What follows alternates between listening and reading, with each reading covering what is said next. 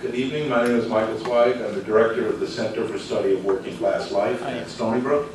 The program that we have for today is a celebration of this very fine book, Outside the Box, Corporate Media, Globalization, and the UPS Strike. This is the 10th year since that strike, which was in the fall of 1997. We're also very pleased and honored to have Ron Carey here today, who was the president of the Teamsters at that time and helped very much to give guidance and leadership to that strike. And before Deepa gets up, we did want to give Ron and Brother Carey an opportunity to speak with us about that strike and about the lessons and legacy of it.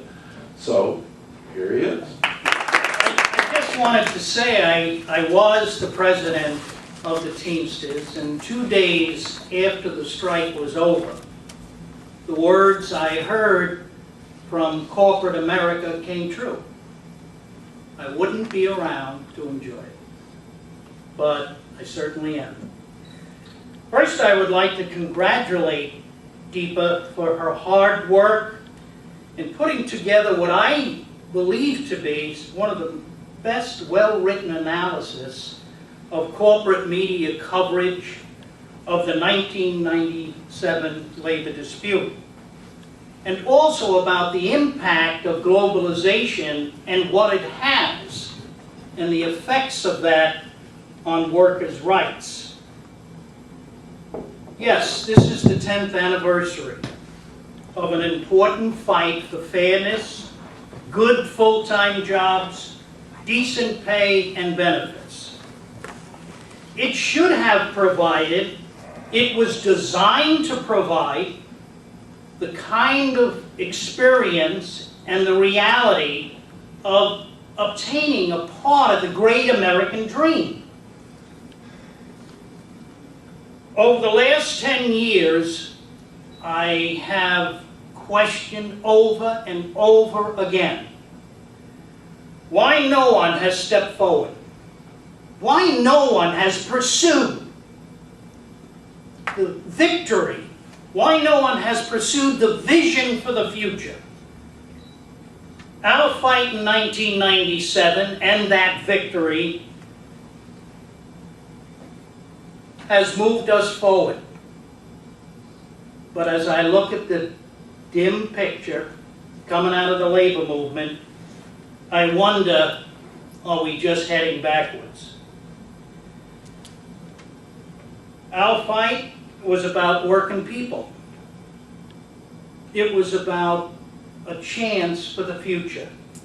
It was about a global strategy that incorporated not just American unions, but unions all over the world. I remember discussing this with the Italian unions, with the English unions. And I brought them into the negotiations to get an opportunity to see exactly what we were confronted with. We put rank and filers in the committees. We educated our members.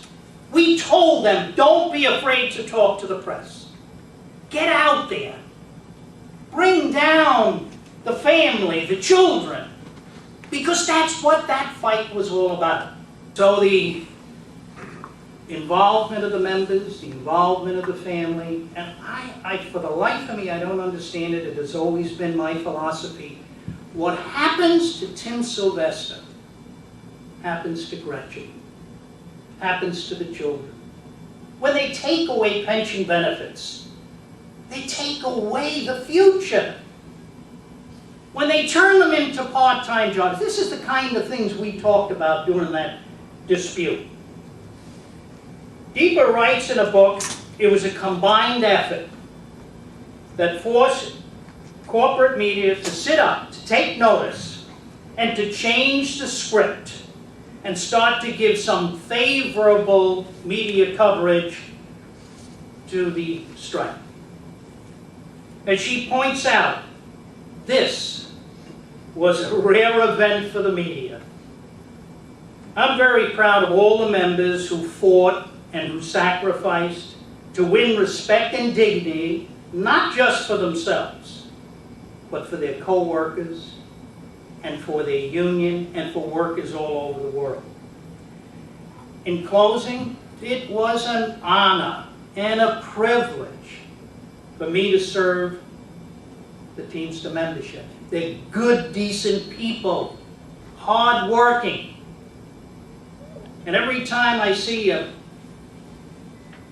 something written about the Teamsters, it troubles me very much because it's not about Teamster members, it's about Teamster officials. And so I want to thank you. I was part of that labor history. And certainly I want to thank Deepa for doing one hell of a job on a book that is so difficult to write, and she wrote it so eloquently. Thank you so much. It's such a privilege and honor to speak after Ron Carey.